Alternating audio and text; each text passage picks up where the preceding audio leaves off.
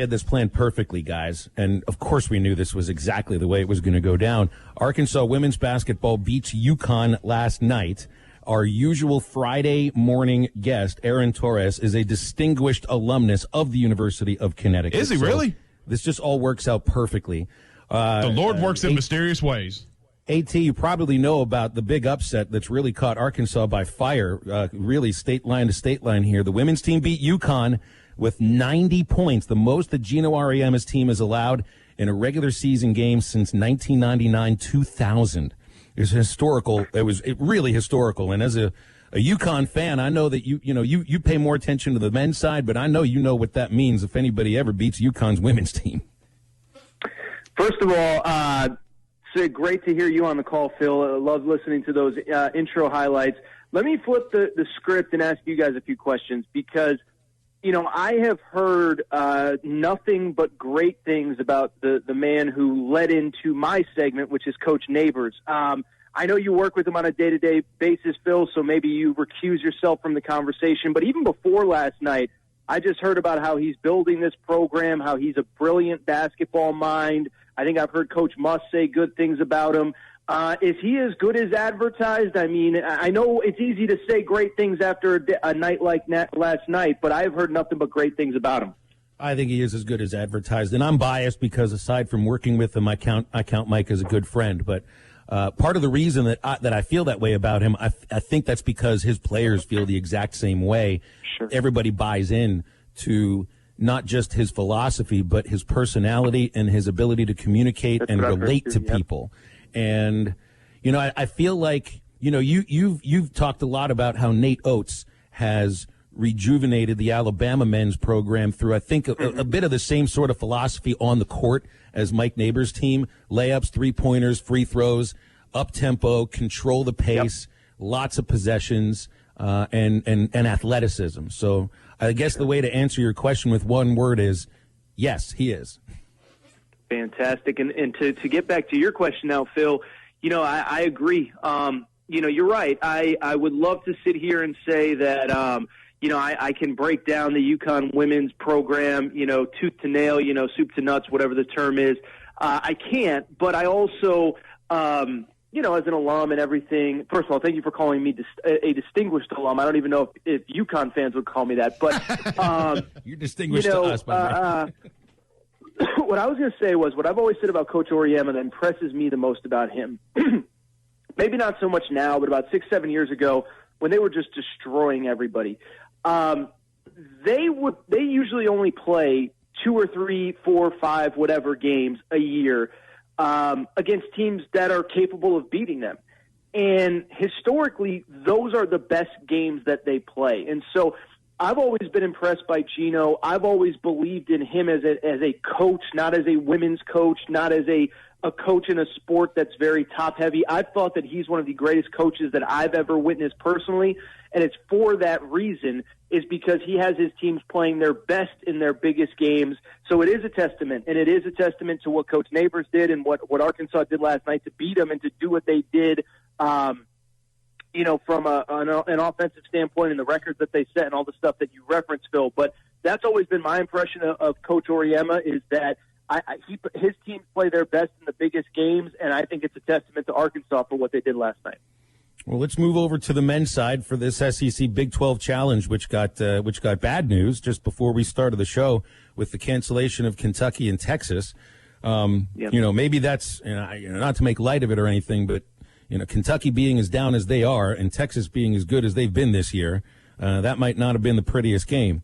But a couple of games that really stand out, and of course you got Arkansas, Oklahoma State, but this Alabama-Oklahoma matchup and Texas Tech at LSU, I think those are the two best games of the weekend. Yeah, I would say, I agree. Certainly Sharif Cooper, trying to single-handedly essentially lead Auburn against Baylor, which probably has the best backcourt in the country, is good too. But those are the ones that stand out to me as well. And I think specifically, weirdly, although it doesn't have either the name brands or whatever, I think the Texas Tech LSU thing is fascinating because LSU, as Arkansas fans unfortunately know, they can score in bunches. Texas Tech is always elite defensively and is playing better offensively thanks to Mac McClung and some of their new players. I was going to say, when you talk about teams that I think are right now kind of outside that conversation of Gonzaga, Baylor, maybe Villanova, I think Texas Tech is one that can make a run here over these next 4 or 5 weeks because I do think they've bought into Mac McClung, the Georgetown transfer. I think a lot of people know who he is, being their guy, letting the offense run through him. And so I'm fascinated to see them at LSU. Oklahoma, Alabama is exactly what you said, Phil. It's going to be a battle of styles, of tempos. We know how Alabama wants to play. You can't allow what happened to Arkansas, what happened to LSU happen to you, which is, you fall behind so far, so much so early that the next thing you know, you look up and all of a sudden now you have to play Alabama's game to play catch up. So that one stylistically is going to be fascinating for me. I do think from a basketball nerd standpoint, I'm just as excited about Texas Tech LSU as well. And I would wrap by saying it is a bummer about the Kentucky game. I didn't think they were going to win, but Joe Lunardi was saying as of this morning, he believed there was still a path, as faint as it was, for Kentucky to play themselves back into the NCAA tournament conversation, starting with a win at Texas. It would have taken a lot more, but if you have that as a kind of a building block, there was a path. I don't know if I even believe it, but it was still an important game, and now with it, it's just, we've talked about it for weeks now. It's hard to see the scenario where Kentucky gets into the NCAA tournament unless they win the SEC tournament, assuming, of course, that an SEC tournament even gets played. Aaron Torres joining us here on Halftime AT. Let's talk a little bit about Arkansas, Oklahoma State, and we're kind of waiting on to hear the news if Cade Cunningham is going to play, and based on different people that we've spoken to, they'll be shocked that if he doesn't play. So for the sake of this question, let's just say that he doesn't play. It almost sounds like the way that Oklahoma State has played without him, it compares a lot to what Sharif Cooper means to Auburn, because when Sharif Cooper wasn't playing, Auburn was struggling offensively, and now they've really turned the corner. Is that a fair comparison, that if Cade Cunningham doesn't play, it's a similar situation to Auburn? I think it's a great comparison, Matt. I really do. Both of those teams, they feed off, not just the talent of those players, but both are, by all accounts. Now, I had Cade Cunningham on my podcast. I don't know as much about Sharif Cooper kind of personally, but it seems as though Auburn feeds off of him, his energy, and certainly his style of play. It's funny. I don't know if anyone started this conversation yet. I think Sharif Cooper should be SEC Player of the Year when you talk about where Auburn was headed without him versus where they could potentially be with him. By the way, a testament to Arkansas, those 2 wins, especially the one with Sharif Cooper on the court, I think they're only going to age better and better throughout the end of the regular season. With that said, though, no, you're right. I mean, Cade Cunningham is the X factor. He's the head of the snake. Everything that they do is built around him. And, to their credit, they've actually been playing reasonably well. They beat a bad Iowa State team a few days ago, and we're playing really well at home against Baylor. But, I don't want to get anyone too excited too early.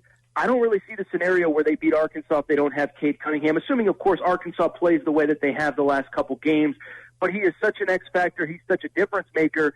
And I can't even imagine what Coach Muss is doing behind the scenes right now, probably going crazy trying to game plan for both the possibility of him playing, him being Cade Cunningham, and him not playing. It's crazy, but this is obviously a huge one for Arkansas. You guys know because of COVID, some of their biggest out-of-conference games were knocked off the schedule. I don't want to necessarily say you need this one, but it'd be nice, even with or without Cade Cunningham, it'd be nice to add to the resume. Well, when you look at the latter half of the schedule, AT, and particularly how it sets up for Arkansas, running a 3-game win streak right now. You step out of conference for this Oklahoma State game. AT, the latter half of the schedule sets up really well for Arkansas with some of their biggest games being played inside Bud Walton Arena. I mean, you got winnable games against Mississippi State, A&M. You do go to Kentucky and Missouri, but you wrap up the year. You got Alabama, LSU, and Florida all inside the friendly confines of Bud Walton Arena. This schedule sets up well for Arkansas and AT, assuming they play well.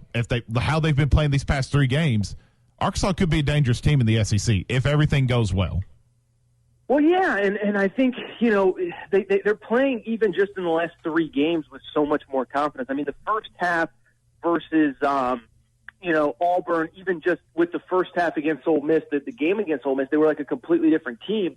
And so, it does set up nicely. And right now, Matt, basketball seasons, maybe even more than football seasons, there's usually 2 or 3 or 4 different kind of storylines and story arcs to a season. And I think what we're seeing right now is the importance of one, Justin Smith, and the importance of, how the schedule is managed. I give Bruce Pearl credit because he was the first one I saw say this a few weeks ago when Auburn came to Arkansas. But Bruce Pearl said, this team is, I think they were 2-4 at the time in SEC play. He goes, they play the toughest schedule in the league. They played at Tennessee, at Alabama, at LSU. And so, for them to turn it around, win the games you're supposed to, that's good. It's going to be hard for anybody to win at LSU, at Alabama, or at Tennessee. It just so happened that Arkansas played at all 3 in the first 3 weeks of the season or whatever. And by the way, maybe without their most important player in Justin Smith. So I'm excited to see what this team does over the next 2, 3, 4 weeks heading into the back half and the home stretch of the SEC schedule. But you're right, Matt. I mean, it's all there. And I believe that assuming everybody stays healthy, there's no reason to think that they don't put themselves in a nice position because they've really taken care of the teams that they're supposed to, even if some of those losses, specifically Alabama and LSU, look pretty bad. Last thing before we let you go, AT, we'd love to shout out your podcast, and you always get some incredible guests on your podcast. And me and you texted about this earlier this week. You pulled one of the greatest interviews of all time in Marshawn Lynch on your podcast. It's absolutely incredible. I'd highly recommend you guys listen to it. How cool was that, though, to interview one of the best running backs in NFL history, and particularly one of the craziest ones in Marshawn Lynch? Well, that last part is the part that matters, Matt. It was crazy, and I'll tell you, we do this for a living, and we're all grateful to do what we do.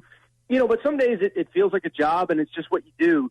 I will not lie, is that when I was, uploading the audio to iTunes to share and all that stuff, it kind of hit different. Like, type in Marshawn Lynch joins the show into iTunes. It felt different. It's different than, just a normal show. So It was really fun, and it was really cool, and he was really awesome. And we had a lot of really, fun conversations about his best moments in his career. But also, I do think it's important. The reason that he joined me was because he's working with Subway on a campaign that is near and dear to all of us, and that's basically raising awareness for high school football players who had their season taken away because of COVID. And so, you can listen to the details for how you can help if you have a son, brother, whatever that missed their senior season of high school. But, I don't think even until I started talking to him, I realized how important it is to kind of help these kids get some exposure, because it's one thing for college athletes. I mean, you just get an extra year of eligibility, and maybe you don't want to stay another year, but you can if you want to. If you're a senior in high school and you're counting on those 12, 13, 14 games of film to get you a college scholarship, there's no, I get to come back to high school for a 5th year and I get to do the year over. That's not how this thing works. And so it was a really fun conversation, Matt, but it was a really important one too. And you guys know how crazy I got when there was the thought of not having college football, but I don't think I realized how important high school football was until I started talking to Marshawn. But yes, I encourage everybody, please go listen. The link is tabbed to the top of my bio, and I think people will really enjoy it. I really do. Well, I'm definitely going to give a listen later today. AT, appreciate you, man. Thanks for jumping on. Thanks, AT. We'll call you Beast Mode next week, okay? My wife calls me that, too, so that's good. Whoa, hey. Oh, boy. Take care, guys. Talk soon. Oh. Better she calls him Beast Mode than Least Mode, right? That's true. That is very true. All right, SmackDown. I think you want to head over to Joe's Grill to watch the Hogs game tomorrow, don't you? Head over to Joe's Grill and Cantina. It'll be half-price apps and taps during that ball game, and then they've got all kinds of great deals for you on Saturday. So head over there, get you some brunch, and then you can get over there for the game for half-price apps and taps. Or go over there today, $7 chicken fajitas, $8 steak fajitas, and my favorite deal of the week, $4 flavored margaritas. Yes, ma'am. Feed me some more of that. You can head over to Joe's Grill and Cantina today. They're at 3400 South 74th Street in Fort Smith, across from Harps. Give them a call at 479-478-9600. That is Joe's Grill and Cantina. I was going to do that, Reed, but the cat's laying on the script for crying out loud. All right, stay with us.